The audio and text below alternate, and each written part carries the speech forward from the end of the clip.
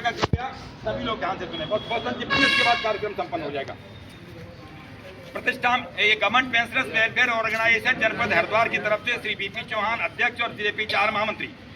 प्रतिष्ठान में माननीय प्रधानमंत्री जी भारत सरकार नई दिल्ली द्वारा जिलाधिकारी हरिद्वार विषय है 8वें केंद्रीय वेतन आयोग के संदर्भित विषय में टर्म्स ऑफ रेफरेंसेज में पेंशन पुनरीक्षण में पेंशन समस्याओं को सम्मिलित किए जाने के संबंध में महोदय इस वर्ष जनवरी में आपकी घोषणा के क्रम में भारत के राजपत्र यानी गजट ऑफ इंडिया की संख्या 322 दिनांक 3 नवंबर 2025 द्वारा निर्धारित 8वें केंद्रीय वेतन आयोग की संदर्भित शर्तों में पेंशन पुनरीक्षण संबंधी स्पष्ट उल्लेख नहीं होने से करोड़ों सरकारी पेंशन भोगियों में घोर निराशा व्याप्त है।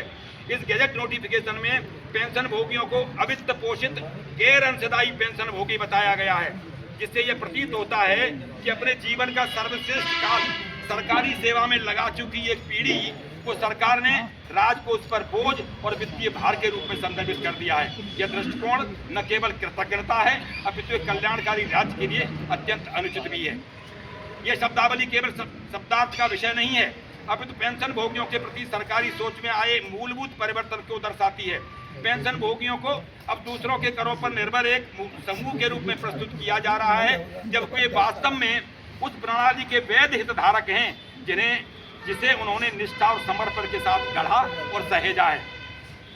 प्राप्त जानकारी के अनुसार भारत सरकार के पास में वर्तमान में 10 लाख करोड़ रुपए से अधिक का पेंशन कोष उपलब्ध है, जो विशेष रूप से पेंशन देनदारियों की पूर्ति के लिए संचित किया गया है।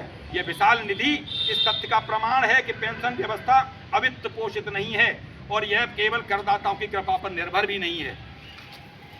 वर्तमान पेंशनर्स के मन में यह आशंका व्याप्त है कि संभवतः इस विशाल पेंशन कोष का अन्य वित्तीय प्रयोजनों में यानी दूसरे मदों में उपयोग करने की छिपी योजना बनाई जा रही है और पेंशन प्रणाली के नैतिक और कानूनी आधार को कमजोर किया जा रहा है।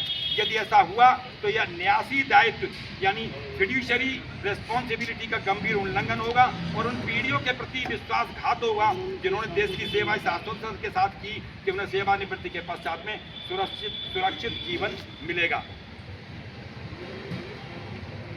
प्रधानमंत्री जी मन की बात कहते हैं तो हमने अपनी मन की बात उन तक पहुंचाई है।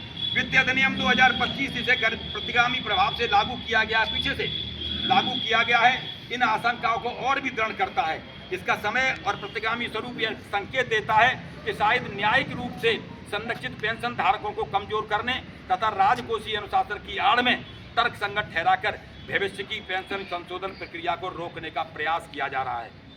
यह दृष्टिकोण सर्वोच्च न्यायालय द्वारा दिए गए ऐतिहासिक डीएस नाकारा बनाम भारत संघ के फैसले में के सिद्धांतों का सीधा उल्लंघन है, जिसमें कहा गया था कि पेंशन सरकार की कृपा या दान नहीं है अपितु यह वह अधिकार है जो अतीत में निष्पादित सेवाओं के बदले अर्जित किया गया है।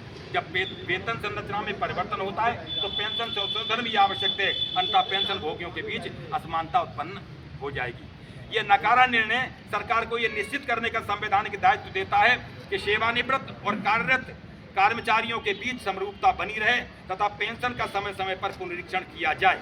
यदि सरकार इसे राजकोषीय सावधानी या तकनीकी शब्दावली के नाम पर टालती है तो यह संविधान के अनुच्छेद 14 में समानता के अधिकार का सीधा उल्लंघन होगा। पेंशन भोगियों को बोझ या वित्तीय बाधा के रूप में प्रस्तुत कर सरकार अपने ही नैतिक और कानूनी उत्तरदायित्व से मुकर रही है। पेंशन स्थगित वेतन है, ये निरंतर अधिकार है और राज्य द्वारा सुनिश्चित सामाजिक आश्वासन भी है, न कि किसी प्रकार की दया या दान राशि। पेंशन कोष का अन्यत्र उपयोग या पेंशन संशोधन से इनकार करना विश्वास का भारी उल्लंघन होगा, जिससे न केवल वरिष्ठ नागरिकों को अत्यधिक कष्ट होगा अपितु वर्तमान कर्मचारियों का भी सरकार पर से विश्वास उठ जाएगा। इसलिए भारत सरकार के लिए यह अनिवार्य है कि वो 8वें केंद्रीय वेतन आयोग की संदर्भ शर्तों से आपत्तिजनक और भ्रामक शब्दावली को तुरंत वापस ले। नंबर 2, पेंशनरों को वेतन और पेंशन पुनरीक्षण कर सभी आयोगीय विचार विमर्श में शामिल रखने की स्पष्ट घोषणा करे। 10 लाख करोड़ रुपए के पेंशन कोष को सुरक्षित रखे तथा सुनिश्चित करे कि केवल पेंशन प्रयोजनों के लिए ही उपयोग किया जाए। और चौथा, वित्त अधिनियम 2025 के उन प्रावधानों को निरस्त करे जो पेंशन भोगियों के संशोधन अधिकार को कमजोर या रद्द करते हैं। भारत के पेंशन भोगी बोझ नहीं हैं, वे इस गणराज्य के निर्माता हैं जिन्होंने दशकों तक देश के अनुशासन विज्ञान शिक्षा तंत्र को अपने समर्पण से सुदृढ़ किया। आज उन्हें अनावश्यक या परजीवी मानना न केवल नीतिगत विश्वासघात है अपितु राज्य की नैतिक विफलता भी है। हम एकजुट हैं आज इस कार्यक्रम के माध्यम से छोटा सा कार्यक्रम है, बहुत संक्षिप्त समय में निर्धारित किया गया, अगला कार्यक्रम जोर से करेंगे। हम एकजुट हैं, केवल रोष नहीं अपितु न्याय, गरिमा और निष्पक्षता की रक्षा में उन सभी पेंशन भोगियों के लिए जिन्होंने इस देश की निष्ठापूर्वक सेवा की है। अतः सर्वोच्च सम्मान सहित विनम्र आग्रह है कि कृपया वित्त अधिनियम 2025 की पेंशन भोगियों के संशोधन अधिकार को कमजोर करने वाले प्रावधानों को निरस्त करने, 8वें केंद्रीय वेतन आयोग की संदर्भ शर्तों से आपत्तिजनक भ्रामक शब्दावली को तुरंत वापस लेकर सभी आयोगीय विचार विमर्श में पेंशनर्स को शामिल करते हुए तदनुसार पेंशन पुनरीक्षण को आयोग के विचारार्थ संदर्भ शर्तों में सम्मिलित करने की स्पष्ट घोषणा करने का कष्ट करें। भगवतीय बीपी चौहान जिलाध्यक्ष प्रतिलिपि निम्नलिखित को सादर सूचना सामाजिक माननीय वित्त मंत्री भारत सरकार नई दिल्ली। 2 है माननीय मुख्यमंत्री उत्तराखंड और उत्तर प्रदेश को इस अनुरोध के साथ में कि केंद्रीय वेतन आयोग की संस्तुतियां आपके प्रदेश के पेंशनर्स पर भी प्रत्यक्ष लागू होती हैं।